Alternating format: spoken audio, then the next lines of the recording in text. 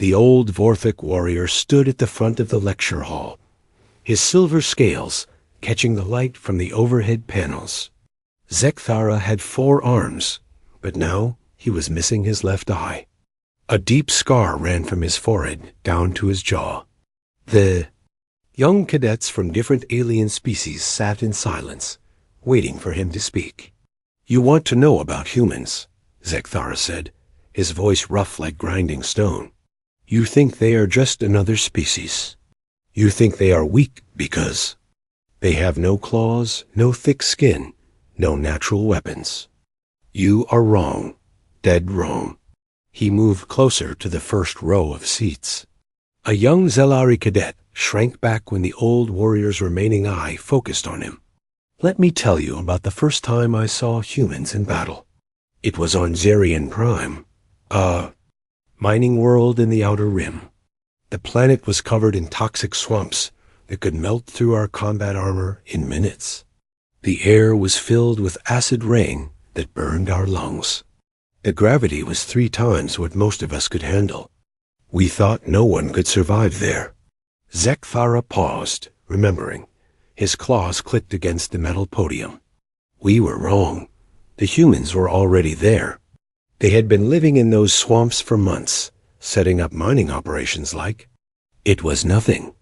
When we attacked, thinking we would find weak, dying creatures, we found something else entirely." The lecture hall was completely quiet now.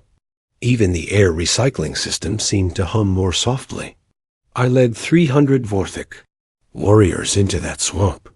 We had the best environmental suits our technology could make. We had weapons that could cut through starship hulls. We had been fighting wars for 1,000 years. But within the first hour, half my soldiers were dead or dying. A Corthex cadet raised one of his tentacles. "What killed them, sir?" "The planet killed them. The acid ate through their suits. The gravity crushed their bones. The toxic gases poisoned them, even through the filters. But the humans? They were walking around like they were in a garden." Zekthara began pacing, his heavy footsteps echoing in the hall. The human leader was a sergeant named Jake Morrison. He was tall, even for a human, with dark hair and calm eyes. He moved through that poisonous swamp like he was born there. His soldiers followed him without question. They breathed the toxic air without filters. They drank water that would have killed any of us in seconds. The old warrior stopped pacing and faced his audience directly. I watched human soldiers emerge from pools of acid that had dissolved my warriors completely. Their clothes were smoking from the chemicals, but they were laughing. Laughing! One of them, a female called Lisa Hayes, was making jokes about the weather. She said it reminded her of home. Several cadets shifted uncomfortably in their seats. The humans had no heavy armor, no environmental suits, no special protection. They wore simple cloth uniforms and basic equipment. But they moved through that death world like they owned it. Because they did own it. They had turned hell into their home. Zekthara's voice grew quieter, more intense. 1 cornered 3 human. Soldiers in a crater filled with bubbling acid. They had nowhere to run. I thought I had them. The youngest one, a boy named Danny Cross, looked at the acid pool and then at me. He smiled. Then he dove into the acid. The lecture hall was so quiet that the cadets could hear their own breathing. I thought he was committing suicide, but he swam across that pool of death like it was water. He came up on the other side, steam rising from his skin, and opened fire on my position. The acid that was eating through my armor was just making him move faster. A Vorthak cadet in the back row spoke up. "How is that possible? Their biology should not allow such resistance." Zekthara's mandibles clicked in what might have been a laugh, but there was no humor in it. Their biology? Their biology is the result of surviving on a world that wants to kill them every single day. Earth is what we call a Class 12 death world. Do you know what that means? The cadets shook their heads. It means that 90% of known species would die within hours of landing on their planet. The weather alone would kill most of us. They have storms that can level cities. They have seasons where the temperature drops so low that the air itself freezes, and other seasons where it gets so hot that metal melts. They have earthquakes that can split continents and volcanoes that block out the sun. Zekthara's remaining eye seemed to glow in the dim light. And the humans? They call this normal. They build their cities knowing that nature will try to destroy them. They plant crops in soil that would poison other species. They swim in oceans filled with creatures that could eat a Vorthig warrior in one bite. They do this because they have no choice. Their world made them hard, or it killed them. The old warrior walked to the window and looked out at the peaceful academy grounds. By the time we retreated from Zerion Prime, I had lost 230 soldiers. The humans lost 12. 12, and they were not celebrating their victory. They were already back to work, mining the poisonous rocks like nothing had happened. He turned back to face the cadets. That day, I learned the most important lesson of my military career. Humans are not just another species. They are survivors from a world that should not be able to support life. They have been fighting for survival since the day they were born.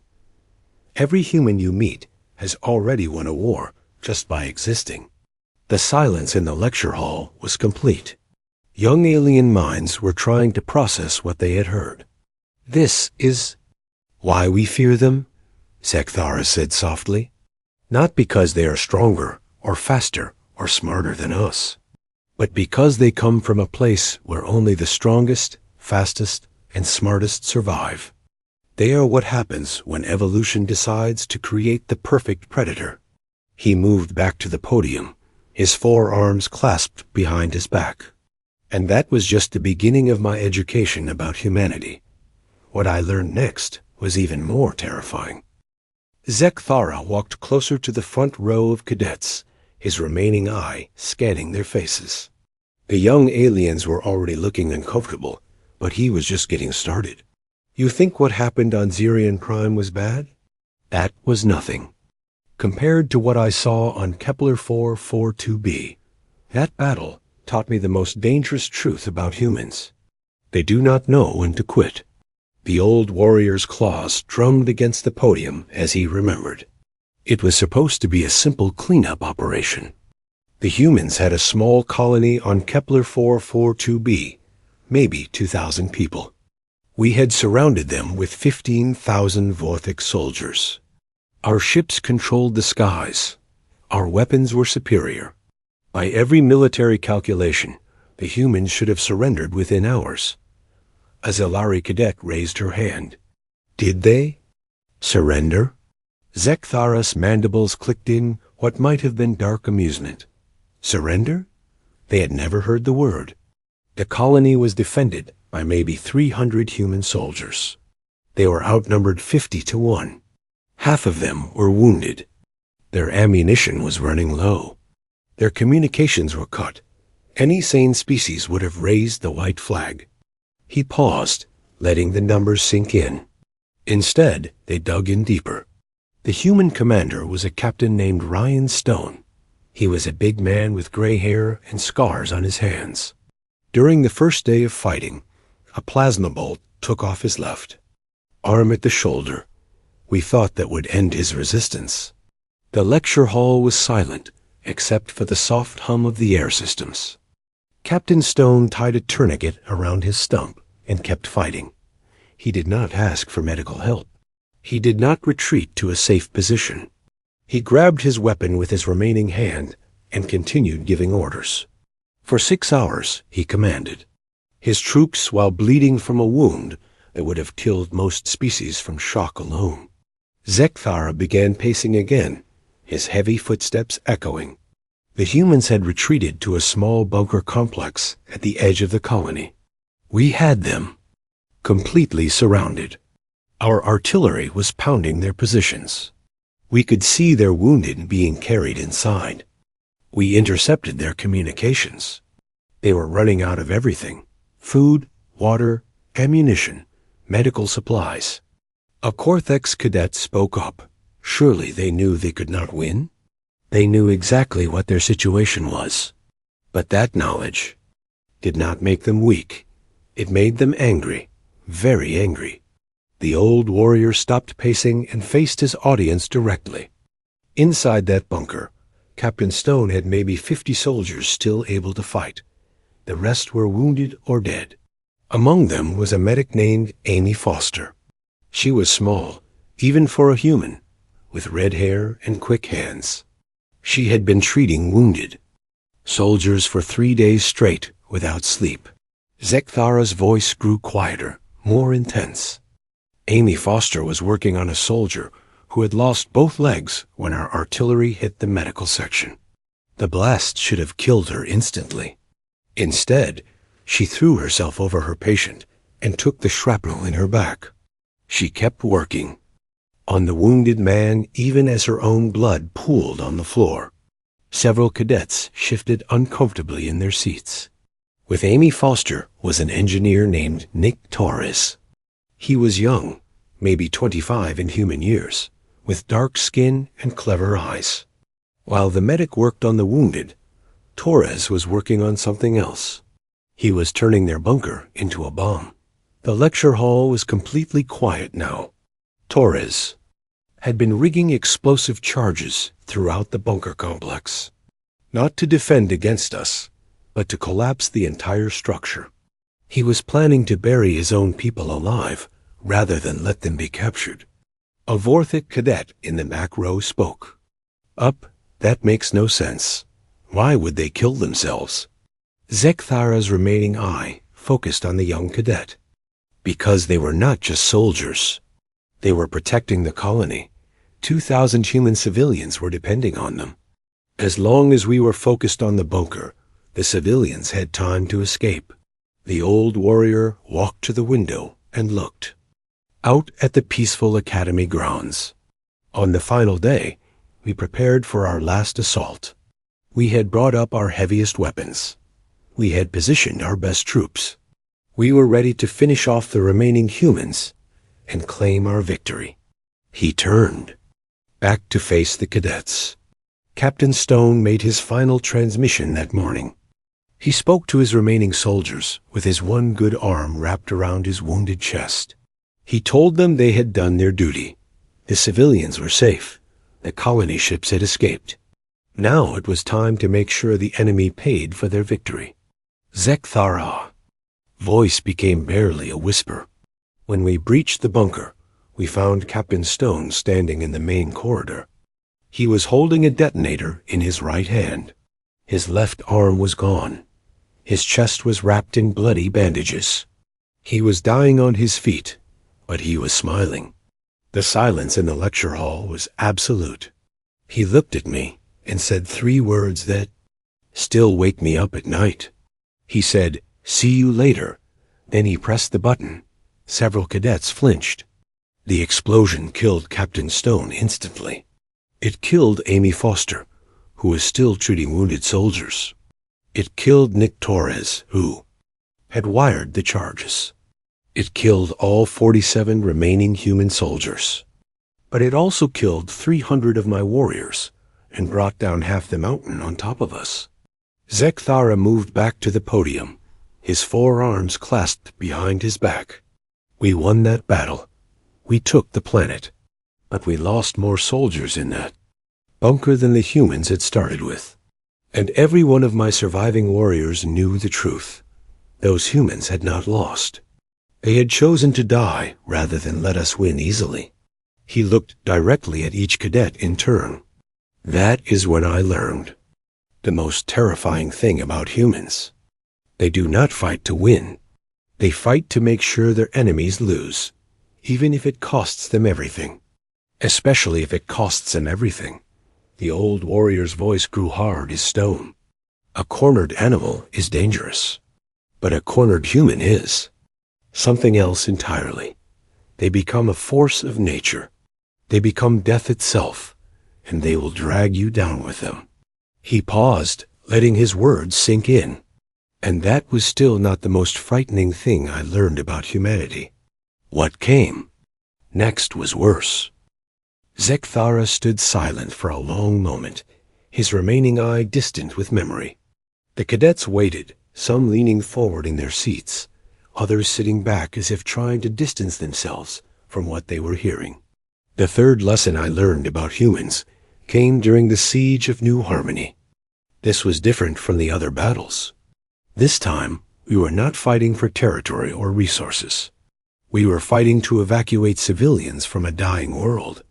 The old warrior's claws clicked against the podium as he spoke. New Harmony was a mixed colony. Humans, Zelari, Korthiks, even some Vorthic families lived there together. When the planet's core started to collapse, everyone worked together to evacuate. The humans had the fastest ships, so they were coordinating the rescue operations. A Zelari cadet raised her tentacle. If everyone was cooperating, why was there fighting? Zektharas' mandibles clicked grimly. Because the syndicate pirates arrived, they saw thousands of refugees trying to escape and decided it was a perfect opportunity for slave raids. They blocked the evacuation routes and started capturing ships full of civilians. He began pacing again, his heavy footsteps echoing. In the lecture hall, the human military commander was Lieutenant Grace Miller. She was young, maybe 30 years old, with short brown hair and steady hands.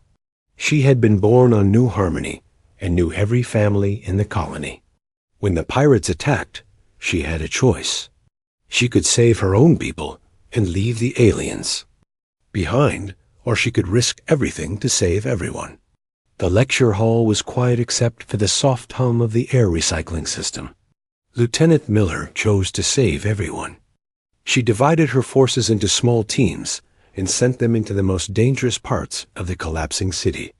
The buildings were falling apart. The ground was cracking open.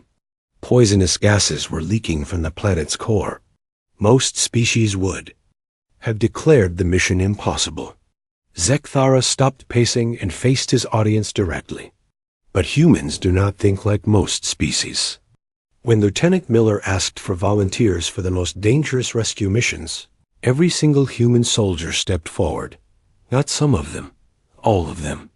They were willing to die for people they had never met, from species they had only known for a few years. Several cadets shifted uncomfortably in their seats. The rescue team that saved my nephew's family was led by Sergeant Luke Adams. He was a big man with kind eyes and scars on his arms from previous battles. When they found the Vorthic families trapped in a collapsed apartment building, the humans did not hesitate. Zekthara's voice grew softer, more personal. The building was tilting at a dangerous angle. The floors were cracking. Every few minutes, another section would collapse. Any rational soldier would have declared the civilians lost and moved on to easier rescues. But Sergeant Adams looked at those trapped families and said, "We're going in." The old warrior walked to the window and looked out at the peaceful academy grounds.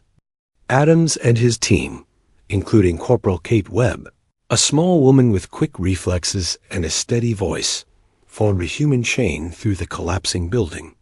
They passed alien children from hand to hand, from the upper floors down to safety. Each human in that chain was risking their life for children who were not their own species. He turned back to face the cadets. The building was falling apart around them. Chunks of concrete were falling from the ceiling. The floor was cracking under their feet. But they kept passing children down the line. One by one, they saved 47 alien children and their parents. Zekthara's voice became merely a whisper. Corporal Webb was the last human out of the building. She was carrying a Korthix infant in her arms when the final collapse began. The ceiling came down on top of her. She threw the baby to safety and was buried under 2 tons of concrete. The silence in the lecture hall was absolute. We dug her out 3 hours later. She was unconscious and badly injured, but alive. The first words she spoke when she woke up were, "Is the baby okay?" She had risked everything for a child that was not even her own species. A Vorthic cadet in the back row spoke up. Why would they do such a thing? It serves no military purpose. Zektharas' remaining eye focused on the young cadet. That is exactly what makes humans so dangerous. They do not think in terms of military purpose or strategic advantage. They think in terms of right and wrong. When they see someone who needs help, they help. When they see someone who is weak, they protect them. It does not matter if those people are human or alien. The old warrior moved back to the podium, his 4 arms clasped behind his back. During the evacuation, I watched human soldiers carry wounded Zalari on their backs. I saw them share their food with hungry Korthek's children. I watched them give their own breathing masks to aliens who could not survive in the toxic atmosphere. He looked directly at each cadet in turn. But the most terrifying thing was how they worked together. They did not need complex communication, systems, or detailed battle plans. They seemed to read each other's minds. When one human moved to help civilians, the others automatically provided cover. When one was injured, another took their place without being asked. Zektharas' voice grew hard as stone. Lieutenant Miller saved over 3,000 civilians that day. Humans, Zalari, Kortheks, and Vorthik. She lost 12 soldiers doing it. At the memorial service, she said something that still gives me chills. She said, "We are all in this together. That is what makes us human." The cadets sat in stunned silence. She was not just talking about her own species. She was talking about all of us. In her mind, anyone who needed protection was part of her pack. Anyone who was in danger was her responsibility. That is how humans think. That is how they fight. He paused, letting his words sink in. A human fighting for themselves is dangerous. A human fighting for their family is deadly. But a human fighting for strangers, for people they barely know, for aliens they have just met, that human becomes unstoppable. The old warrior's voice became a whisper, because that human is not just fighting for victory. They are fighting for something they believe is bigger than themselves. They are fighting for what they think is right. And there is nothing in the universe more terrifying than a human who believes they are fighting for what is right. The silence stretched for long moments. But even that was not the most frightening thing I learned about humanity. What I discovered next still wakes me up at night. Zekthara moved away from the podium and stood in the center of the lecture hall. His remaining eye swept across the faces of the young cadets, and he could see the fear beginning to take root in their minds. The 4th lesson about humans nearly cost me my life. It taught me that humans are not just soldiers or survivors. They are hunters. The most patient, stubborn, relentless hunters in the galaxy. The old warrior's voice dropped to barely above a whisper. After the disaster at New Harmony, I was promoted to lead an elite reconnaissance unit. We were tasked with deep space missions, gathering intelligence behind enemy lines. We were the best the Vorthic military had to offer. Fast, silent, deadly. We had never failed a mission. He began walking slowly around the edge of the lecture hall, his claws clicking on the metal floor. Our target was a human research station. In the Omega sector, it was supposed to be a simple observation mission. Get in, gather data, get out. No contact with the enemy, no engagement. Just information gathering. A Kortheks cadet raised one of his tentacles. What went wrong? Zektharas' mandibles clicked in what might have been bitter amusement. Everything. The humans detected our approach when we were still 2 star systems away. They sent a pursuit team after us. 3 humans in a single scout ship. We had 12 warriors in 3 heavy cruisers. The cadets looked confused. Several exchanged glances. At first, we were not worried, 3 humans against 12 elite Vorthic warriors? We had superior ships, better weapons, more experience. We should have been able to lose them easily, or destroy them if necessary. Lexara stopped walking and faced his audience directly. The human team was led by Major Ben Clark. He was older than most human soldiers, maybe 45 years old, with gray hair and cold blue eyes. His teammates were Scout Emma Price, a young woman with dark hair and sharp instincts, and Tracker Sam Parker, a man who seemed to understand the movement of ships through space like others understand walking. The lecture hall was completely quiet now. For the first week, we tried to outrun them. Our ships were faster than theirs. We jumped to hyperspace and changed course multiple times. We used every evasion technique in the manual, but every time we thought we had lost them, they appeared again. Always following, always closing the distance. Zekthara's voice grew darker. In the second week, we tried to ambush them. We hid in an asteroid field and waited for them to follow our trail. When they arrived, we opened fire with everything we had. We damaged their ship badly. We thought we had finally stopped them. He paused, letting the tension build, but they did not stop. They patched their ship with spare parts and scrap metal. They fixed their engines with components that should not have worked. They kept coming, always coming. A Zelari cadet spoke up. Why did they not give up? The mission could not have been worth such risk. Zekthara's remaining eye focused on her. That is exactly what we thought. We could not understand their motivation. We had not attacked any human colonies. We had not killed any human civilians. We were just gathering intelligence. Any rational species would have let us go. The old warrior began pacing again. But humans are not rational. They do not think in terms of cost and benefit. They think in terms of mission objectives. Major Clark had been ordered to capture or eliminate our unit. So that is what he was going to do, no matter how long it took. He stopped pacing and stood, perfectly still. In the third week, we were running low on supplies. Our ships needed repairs. Our crew was exhausted from constantly running and fighting. We decided to make a stand on a dead planet in an uninhabited system. We had the high ground, better weapons, and more soldiers. Zekthara's voice became barely audible. The humans landed their damaged ship at the bottom of a canyon. They were outnumbered 4-1. Their weapons were inferior. Their ship was barely functional. They should have been easy to defeat. The silence in the lecture hall was absolute.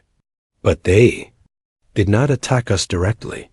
Instead, they began hunting us. One by one, Scout Price would find our sentries and eliminate them silently. Tracker Parker would sabotage our equipment and disappear before we could respond. Major Clark would appear just long enough to take a shot and then vanish into the rocks. Several cadets shifted uncomfortably in their seats. For 2 weeks, they stalked us across that barren planet. They had no supply lines, no backup, no way to escape if they failed. They ate native plants that would have poisoned most species. They drank water from underground streams that were barely safe. They slept in caves and hunted us like wild animals. Zekthara's voice grew harder. My warriors started to break. They were elite soldiers, trained for the most difficult missions. But they had never faced anything like this. The humans were not just fighting us. They were wearing us down, day by day, hour by hour. He walked back to the podium, his 4 arms clasped behind his back.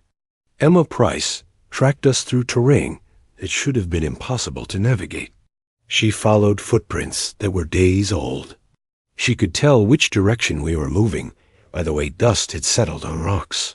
She was reading the planet like a book. The old warrior's remaining eye seemed to glow in the dim light. Sam Parker understood our movement patterns better than we did. He knew where we would go before we knew it ourselves. He set traps in places we had not even considered visiting. He was thinking 3 steps ahead of us at all times. Zekthara. Voice dropped to a whisper. And Major Clark? He was the most terrifying of all. He never gave up, never slowed down, never showed mercy. For 67 days, he hunted us across 3 star systems and 1 dead planet. He lost weight. His hair went completely gray. His hands shook from exhaustion. But he never stopped. The cadets sat in stunned silence. In the end, we were not defeated by superior firepower or better tactics. We were defeated by simple persistence. The humans outlasted us. They wanted to complete their mission more than we wanted to escape. He looked directly at each cadet, in turn. When I finally surrendered, Major Clark looked at me with those cold blue eyes and said, "You should have kept running." He was disappointed that the hunt was over. The old warrior's voice became hard as stone. That is when I learned the most terrifying truth about humans. They are persistent predators.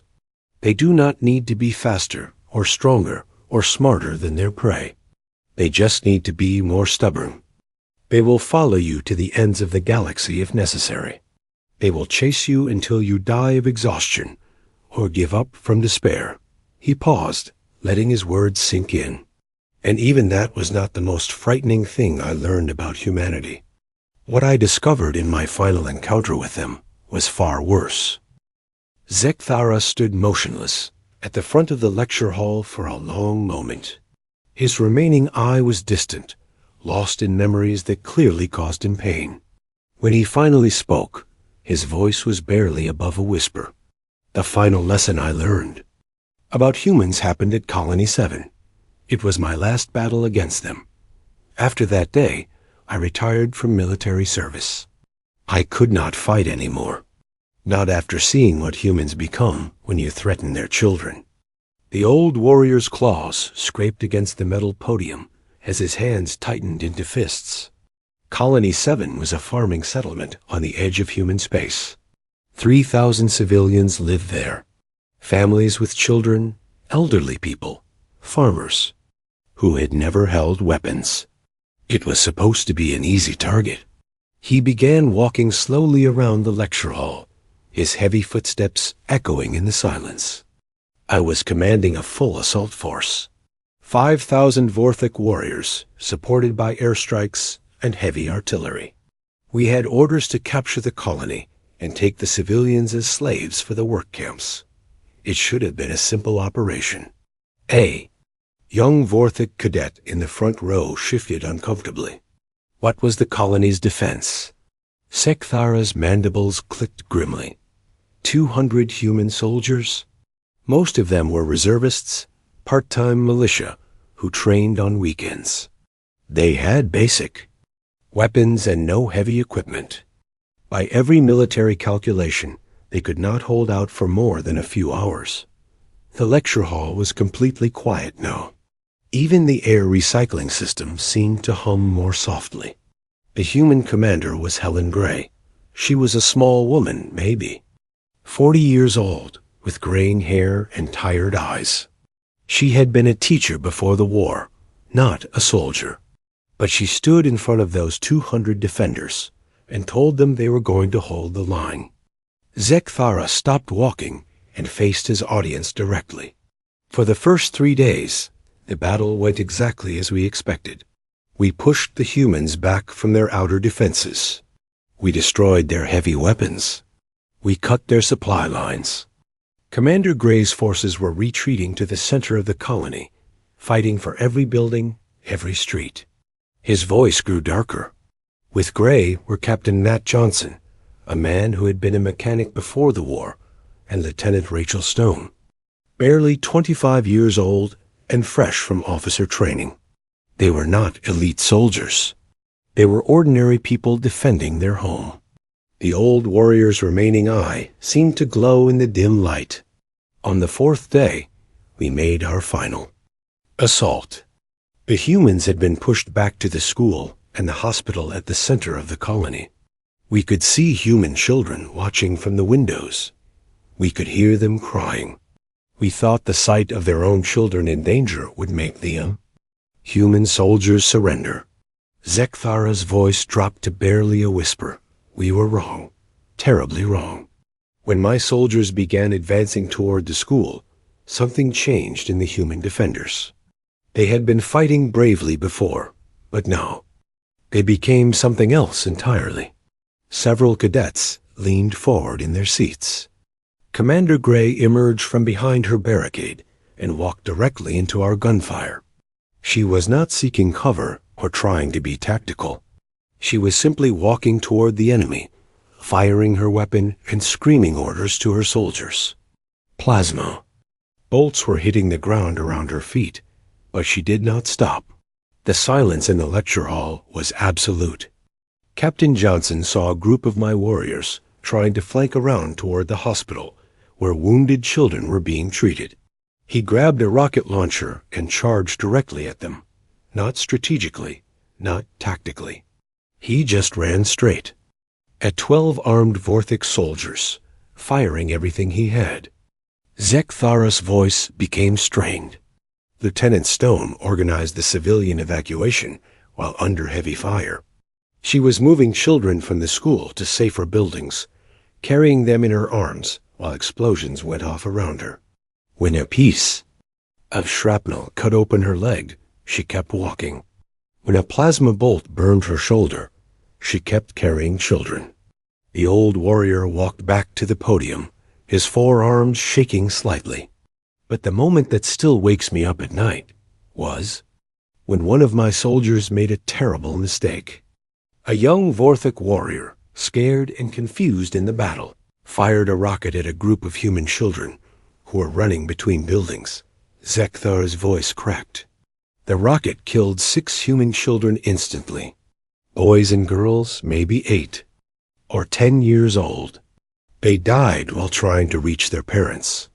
When Commander Gray saw those dead children, she stopped being a soldier.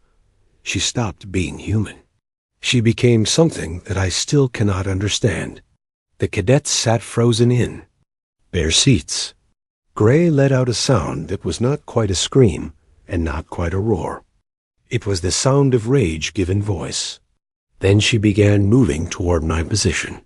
Not running, not charging, walking, slowly and deliberately, like death itself was coming for us. His remaining eye was wide with remembered terror. Every soldier who tried to stop her died. She killed them with her bare hands when her ammunition ran out. She picked up their weapons and kept coming.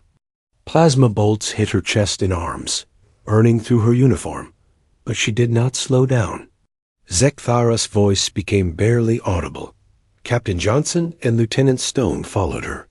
The 3 of them walked through my entire assault force like they were made of fire and steel. They were not fighting for territory or victory anymore. They were fighting for those dead children. They were fighting for revenge. The old warrior gripped the podium with all 4 hands. In less than an hour, my 5,000 warriors were running in panic.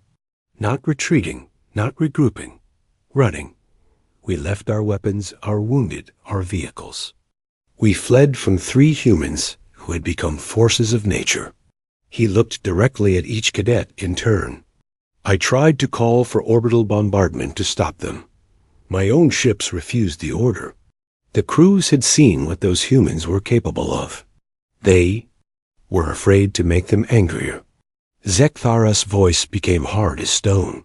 That day, I learned the most terrifying truth about humanity. When you threaten what they love, they do not just fight harder. They become something that transcends normal understanding. They become unstoppable forces driven by love and fury. The silence stretched for long moments. Commander Gray survived her wounds and continued protecting colonies throughout the war. Captain Johnson became a legend among human soldiers. Lieutenant Stone was promoted and went on to save thousands more lives. The old warrior straightened to his full height. But the real lesson is this: humans are not the strongest species in the galaxy. They are not the fastest or the smartest. But when they fight to protect the innocent, when they fight for their children, they become something that cannot be measured by normal standards. He paused, letting his words sink in. They become guardians. And there is nothing in the universe more dangerous than a guardian whose children have been threatened. Zikthara looked out at the mixed group of cadets, humans and aliens sitting together. That is why we fear them. That is why we respect them. And that is why, despite everything, we are grateful they fight on our side now. The lecture hall remained silent for a long time. Finally, Zikthara spoke one last time. Remember this lesson well, young cadets. Humans are not monsters. They are protectors. But if you ever find yourself on the wrong side of that protection, pray to whatever gods you believe in, because you will need all the help you can get.